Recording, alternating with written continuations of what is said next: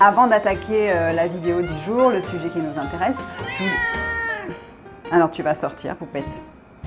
Mais si, tu vas sortir. Sawadika, bonjour à tous, bienvenue sur une nouvelle vidéo sur ma chaîne Kathleen à Phuket. Aujourd'hui, je vais répondre à une question qu'on m'a beaucoup posée en commentaire et en message, qui est combien prévoir comme budget pour vivre en Thaïlande. Alors déjà, avant d'attaquer la vidéo du jour, je voulais vous remercier pour vos nombreux messages et vos commentaires et vos encouragements, parce que je ne m'attendais pas du tout à autant de soutien et de mots gentils de la part de vous, des gens qui regardaient mes vidéos, et ça fait très plaisir. C'est vrai que ça m'encourage et ça me donne envie d'en faire encore plus. Donc aujourd'hui, je vais essayer de répondre à une question qui est beaucoup revenue dans les commentaires, qui est combien d'argent prévoir, quel budget prévoir pour vivre en Thaïlande. Alors c'est une question qui est très compliquée parce que, comme vous pouvez l'imaginer, elle dépend de plein de paramètres différents. Avant d'attaquer la vidéo, déjà je me suis fait mon petit récapitulatif parce que je ne peux pas avoir tout en tête, tous les chiffres en tête, c'est pas possible. Plusieurs explications avant d'attaquer. Déjà, au fait, je vais parler de Phuket et uniquement Phuket. J'ai jamais vécu ailleurs en Thaïlande qu'à Phuket. Donc moi, je vais parler des prix qui se pratiquent ici à Phuket, en sachant que Phuket est une île qui est quand même assez chère. Donc déjà, il faut bien prendre ça en compte. Deuxième chose, je vais parler de mon expérience personnelle, c'est-à-dire que c'est mon style de vie à moi et à mon mari. Donc on n'est que deux personnes, nous n'avons pas d'enfants, donc ça change aussi pas mal de choses au niveau des dépenses. Et ensuite, c'est des choses le style de vie qui nous convient. Peut-être que ce que je vais vous donner comme budget au niveau alimentation, ça ne va pas du tout vous convenir. Au niveau logement, peut-être que vous voulez beaucoup moins, beaucoup plus, enfin voilà. Dernière chose avant de se lancer dans cette vidéo, je vais parler et je vais dire les prix en bahts, puisque c'est quand même quelque chose qui est beaucoup plus simple pour moi que de parler en euros, puisque tous les prix, je les ai en bahts. Et ne vous inquiétez pas, je mettrai en dessous l'équivalent en euros, comme ça vous pouvez aussi, parce que si vous n'êtes jamais venu en Thaïlande, c'est un peu trop dur de faire la conversion à chaque fois comme ça directement dans votre tête. Et voilà, et je pense qu'on peut attaquer. Alors tout d'abord, il faut savoir que là, je vais parler des frais de vie courante, qui sont quand même différents que si vous venez vous installer. Parce que si vous venez vous installer en Thaïlande, il va y avoir des dépenses qui, les premiers mois, vont être plus élevées qu'ensuite. Vous risquez de devoir acheter certaines choses qui ne sont pas dans votre appartement, dans votre maison, acheter un scooter, enfin voilà. Tout ça, c'est des choses que je ne vais pas prendre en compte parce que sinon la vidéo va durer 3 heures. Donc là, je vais parler plutôt des frais courants qui ensuite sont fixes plus ou moins tous les mois. Donc tout d'abord, on va parler du loyer, puisque c'est la chose la plus importante. Quand on arrive en Thaïlande, on veut se loger, trouver un endroit où dormir, où s'installer, où poser ses valises. Alors là, encore une fois, à Phuket, il y a tellement de possibilités. Donc vous pouvez choisir une maison, ou vous pouvez choisir un condo. Un condo, c'est donc un appartement dans un immeuble. Personnellement, nous habitons dans une maison avec un jardin. Et il y a des gens qui préfèrent habiter en appartement puisqu'il y a des commodités. Par exemple, il y a souvent la piscine sur le toit, la salle de sport, il y a un gardien. Il y a une certaine sécurité que moi, je ne trouve pas nécessaire d'avoir quand on vit en Thaïlande. Mais il y a des gens que ça rassure et qui préfèrent être en condo. Donc là, on va parler des maisons, puisque moi j'habite dans une maison. Là d'ailleurs vous êtes dans ma chambre, Aujourd'hui je suis dans ma chambre parce qu'il y avait des travaux dehors et qu'il ne fait pas très beau, donc bon, voilà, on est mieux dans ma chambre. Et donc les maisons, vous allez avoir des maisons de style Thaï et des maisons de style Pharang. Pharang c'est nous, c'est tout ce qui est pas Thaï. Donc les maisons de style Thaï, vous pouvez trouver des choses qui commencent aux alentours de 10 000 bahts par mois. 10 000 bahts par mois, je pense que c'est le minimum. Alors encore une fois, tout le monde va me dire, on peut trouver moins cher. Oui, bien sûr. Moi, je trouve que c'est quand même le minimum. Si on arrive, qu'on est seul ou en couple, oui, on peut trouver un peu moins cher, c'est sûr. Mais je vais vous intégrer, je vais vous montrer des photos pour vous dire ce à quoi on peut s'attendre pour 10 000 bahts par mois. Donc, ce sera une maison de style Thaï. Et les maisons de style Thaï, le plus souvent, ce que ça veut dire, c'est qu'au fait, la salle de bain et la cuisine sont pas des cuisines comme nous, on a chez nous en France. C'est-à-dire que les cuisines ne sont pas des cuisines aménagées, vous allez avoir juste un plan de travail en béton carrelé et on pose sa plaque dessus, son four dessus, Voilà, il n'y a pas forcément de placard, des fois il y en a, des fois il n'y en a pas, il y a la bouteille de gaz en dessous, enfin voilà, c'est pas organisé comme une cuisine à l'européenne. Et les salles de bain, c'est pareil, c'est-à-dire que ça va être, il n'y a pas de bac à douche, hein, tout est sur le même sol avec l'évacuation au bout. Et voilà, le toilette avec, enfin dedans la salle de bain ou extérieure, mais le plus souvent elle est dedans. C'est des photos que j'ai trouvées là très récemment, hein, donc malgré le Covid et les prix qui ont quand même baissé, voilà ce qu'il y a en ce moment pour 10 000 bahts. Bien sûr, ce budget pour moi c'est je pense un minimum, mais il est sans fin, hein. Vous pouvez trouver des maisons très très chères. Il y a des splendides villas avec 10 chambres, vue sur mer, des jacuzzis dans chaque pièce. Voilà, là je pense que si c'est ça que vous cherchez, je ne pense pas que vous êtes en train de regarder ma vidéo, donc je ne vous en parle pas ici. Les prix ensuite vont dépendre de si vous êtes plus ou moins éloigné de la mer. Encore une fois, je parle de Phuket. Donc plus vous vous rapprochez de la mer, bien évidemment, plus les prix peuvent augmenter. Ensuite, vous allez avoir des maisons qui sont dans les 20 000 bahts par mois, où là, souvent, vous avez la piscine. Là, on commence à pouvoir avoir la piscine. Hein, à 10 000 bahts, vous oubliez la piscine. Éventuellement, vous pouvez l'avoir si c'est quelque chose où il y a une piscine partagée sur plusieurs petites maisons. 20 000 bahts, on commence à pouvoir avoir une petite piscine. Toujours 2 chambres. Je parle du principe de 2 chambres, hein, au fait.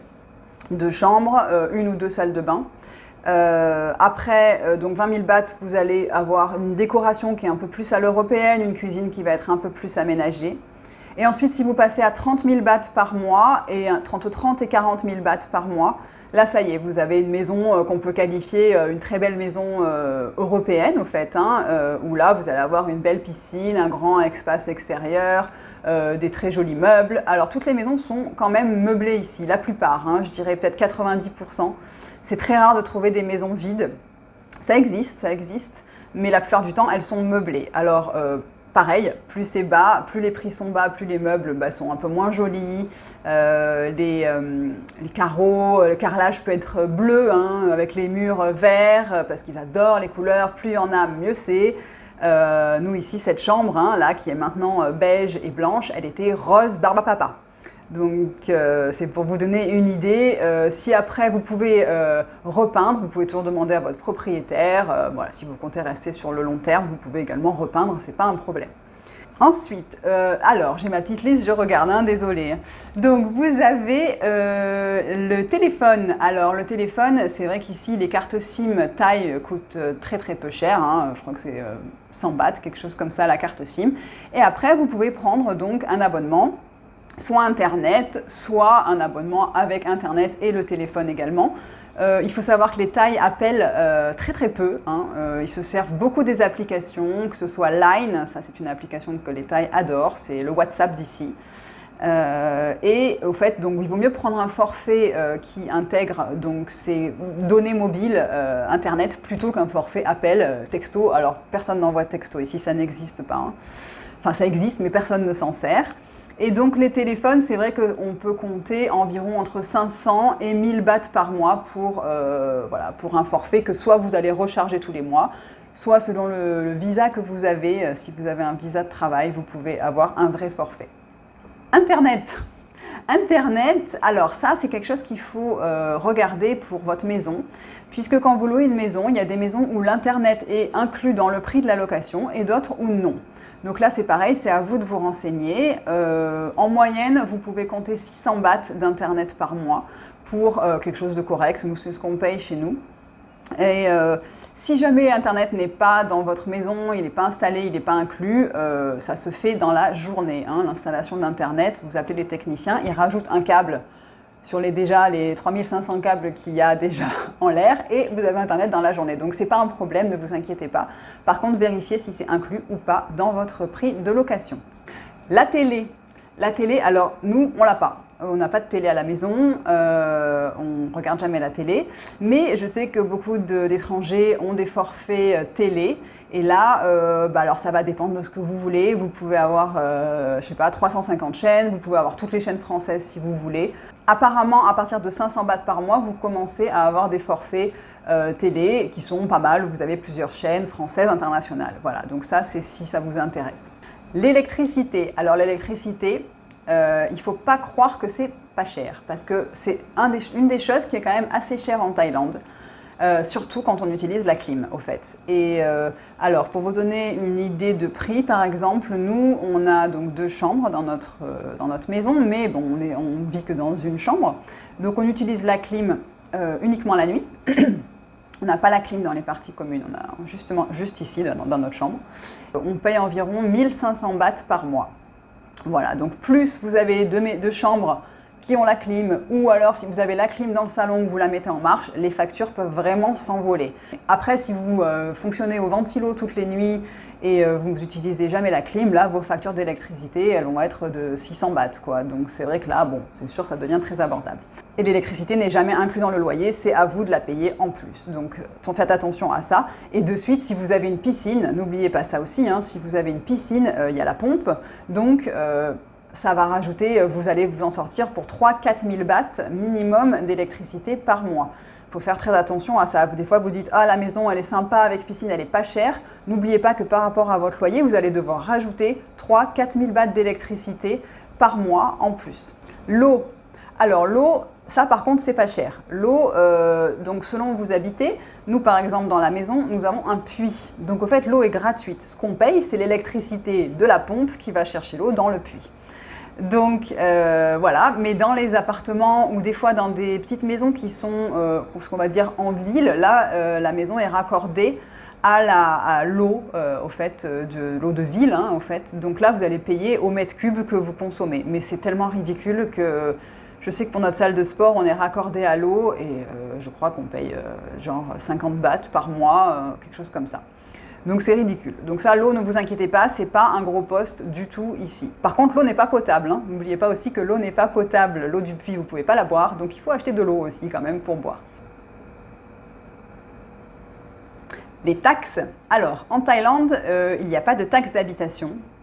Et si vous êtes propriétaire, là, c'est complètement différent. Là, je parle du mode locataire. Si vous êtes propriétaire, je ne suis pas experte dans ça puisqu'on n'est pas du tout propriétaire. Donc, je préfère rien dire sur ça. Vous n'avez rien à payer au niveau assurance non plus de votre maison. Normalement, c'est le propriétaire qui a une assurance au cas où sa maison prend feu. Mais encore une fois, ce n'est pas obligatoire. Donc ça, écoutez, ce n'est pas votre problème de votre côté. Si maintenant vous avez des choses de valeur, dans ces cas-là, oui, en effet, il est peut-être mieux de prendre une assurance pour vous. Mais personnellement, on n'a pas d'assurance pour la maison. On paye la taxe des poubelles, donc c'est 400 bahts par an. Donc c'est vraiment ridicule.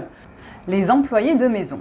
Alors oui, c'est un terme qui paraît très pompeux comme ça, mais un des avantages de venir vivre en Thaïlande, c'est qu'on peut se permettre d'avoir des employés de maison, qui sont, encore une fois, inclus ou non dans le prix du loyer. Par exemple, nous, dans le prix de notre loyer, alors nous, on payait, je ne vous l'ai même pas dit, nous, on payait 15 000 bahts par mois.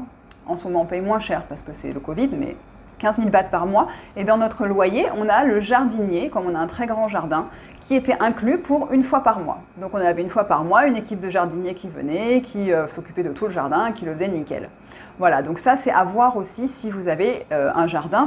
Normalement, le jardinier est inclus dans le prix du loyer, mais encore une fois, à vérifier. S'il n'est pas inclus dans le prix du loyer, sachez qu'environ 1000 bahts par mois, vous avez, si vous avez un jardin assez conséquent, vous avez le jardin qui est pris en charge par une équipe de jardiniers.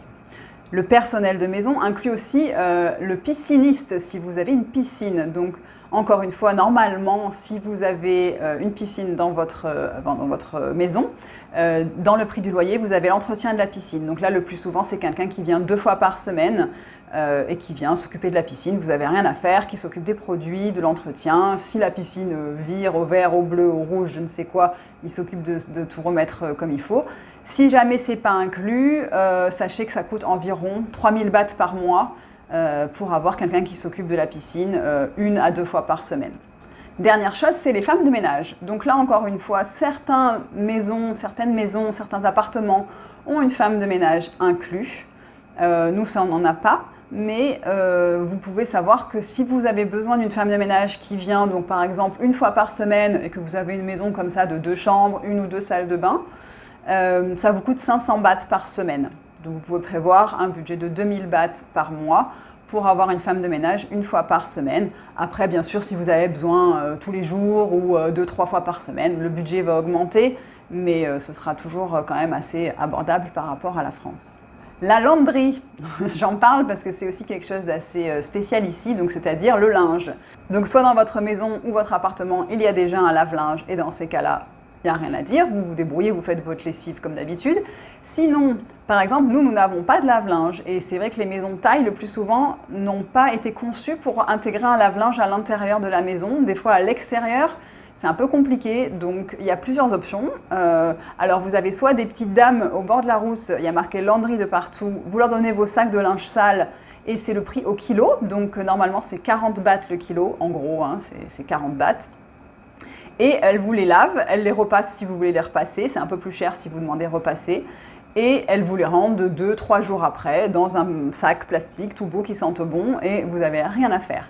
Dernière option, qui est celle qu'on utilise nous en ce moment, c'est ce qu'on appelle des lavomatiques en France. Hein, et il y en a de partout ici, dans toutes les rues, parce que comme j'ai dit, les Thaïs dans leur maison n'ont pas de machine à laver.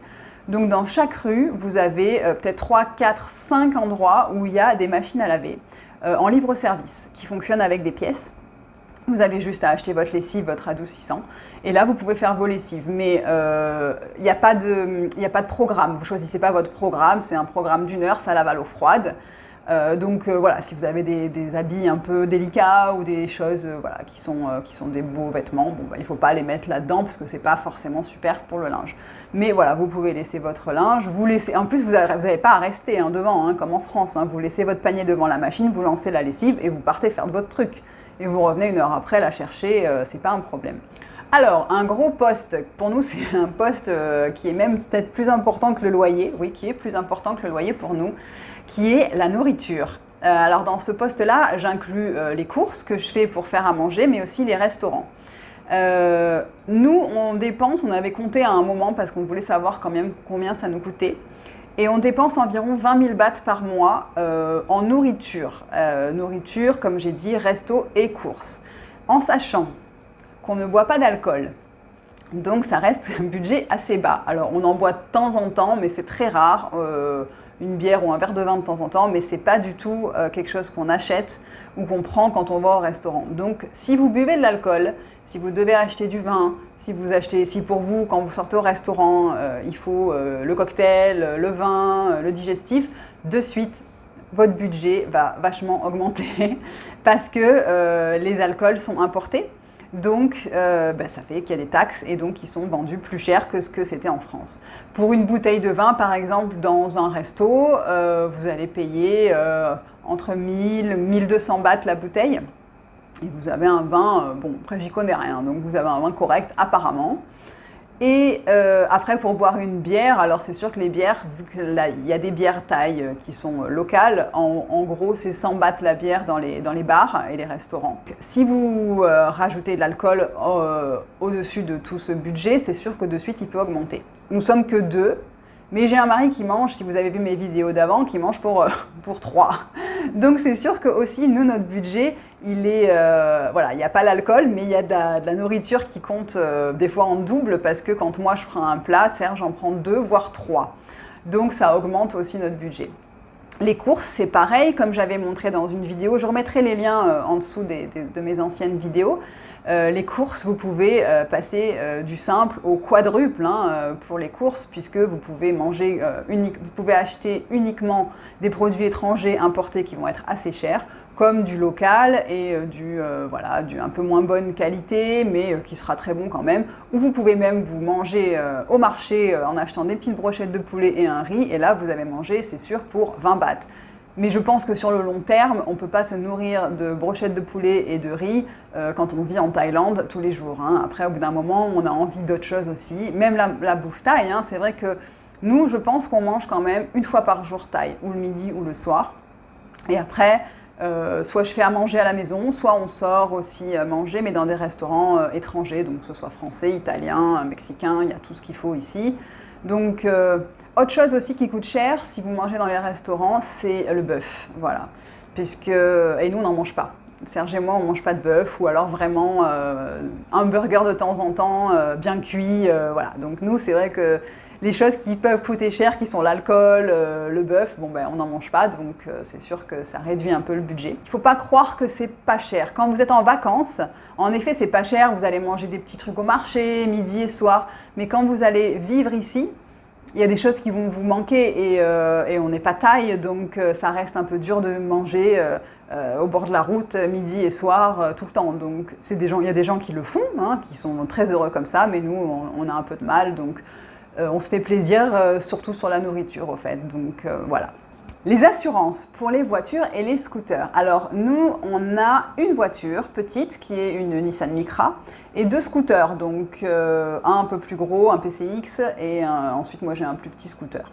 Donc il y a des assurances qui sont obligatoires du gouvernement taille, qui sont ridicules, qui sont vraiment pas chères, mais il faut rajouter une assurance complémentaire que vous allez prendre vous, parce qu'en cas d'accident, et Dieu sait que la Thaïlande c'est le pays des accidents de scooters, donc il vaut mieux prendre une assurance, surtout que voilà, elles sont pas chères. Pour vous donner un ordre de prix, donc pour le scooter, je viens de les renouveler là pour l'année, on a payé 2000 bahts par scooter.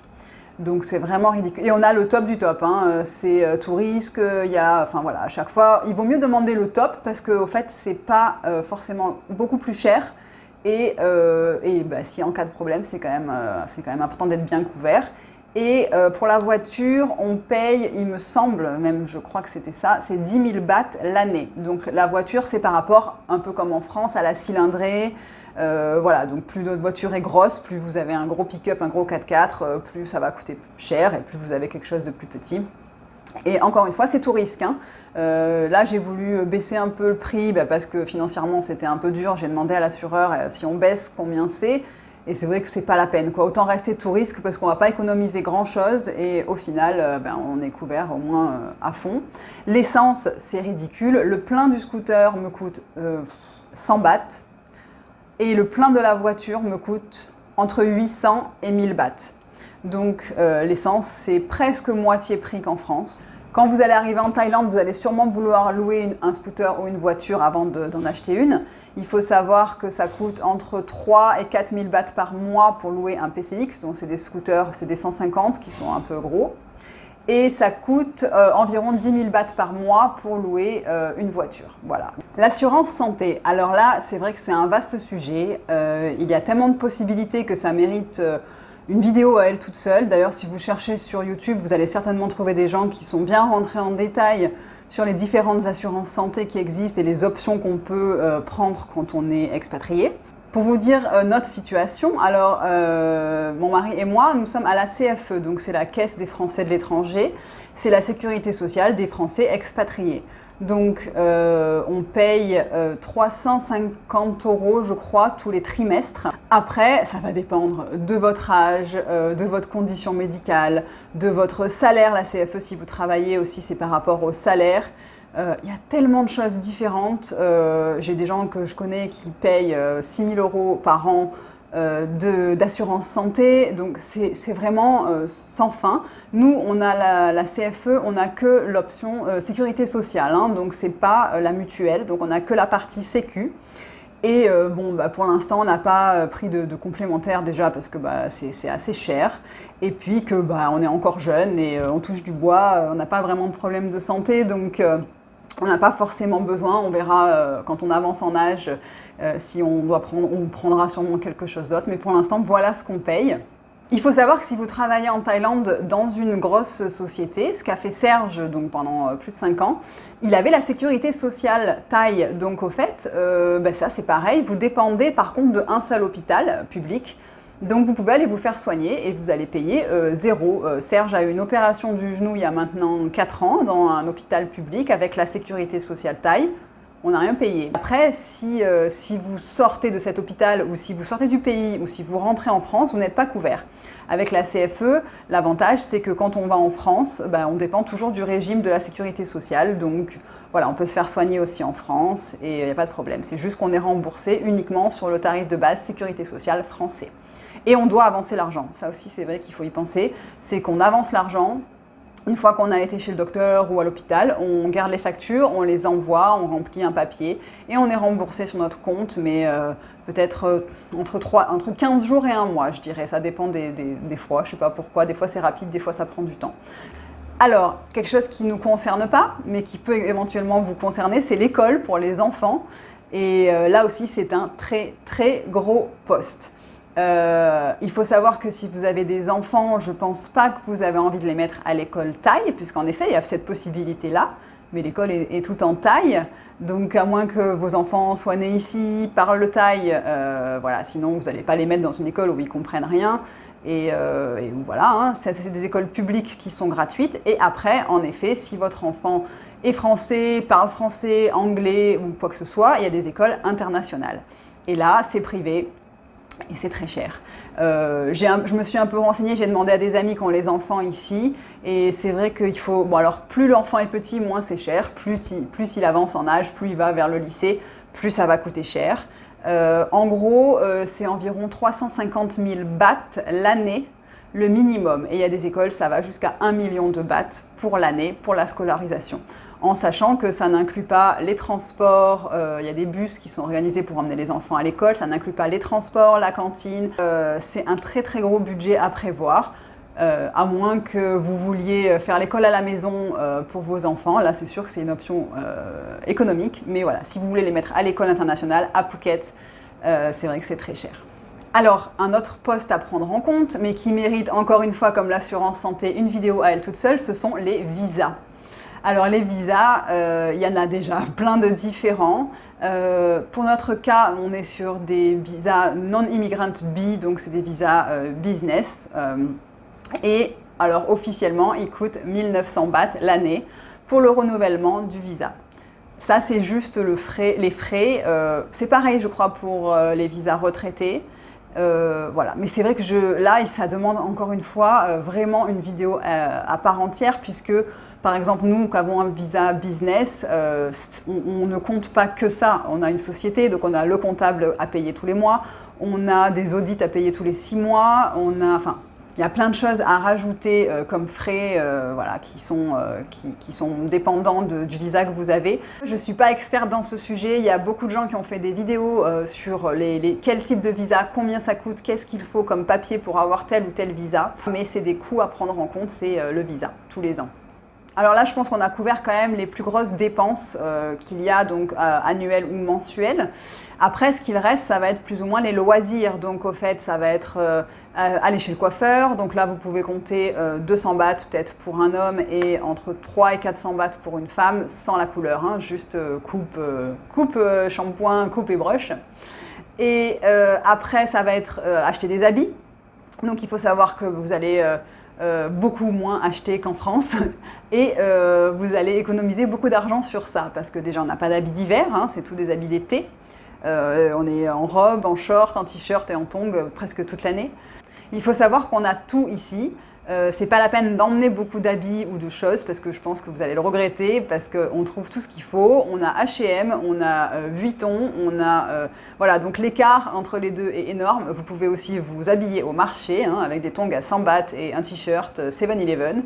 C'est comme vous avez envie, mais là, les possibilités pour les habits, je peux même pas vous dire parce que ça va dépendre de ce que vous avez envie de faire, où vous avez envie d'aller, comment vous avez envie d'être habillé.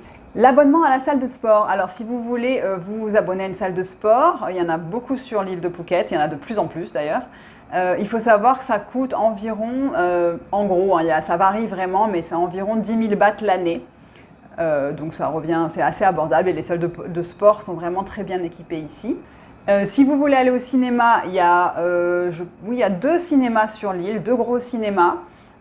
Il y a des films qui passent tout le temps, mais c'est vrai que bon, la sélection n'est pas super. Bon, après, chacun ses goûts. Et il faut savoir bien sûr que les films sont en anglais, sous-titrés en thaï, hein, donc, ou alors en thaï, mais bon, vous n'allez pas aller voir le film en thaï, je pense. Donc il faut bien comprendre l'anglais quand même, hein, puisque vous n'avez même pas les sous-titres en anglais, les sous-titres sont en thaï. Le ticket de cinéma coûte 150 bahts, donc c'est vrai que c'est très peu cher. Il faut savoir qu'ils mettent la clim à fond dans les cinémas. Il doit faire 12 degrés, on se gèle. Moi, je prends le plaid, le pull.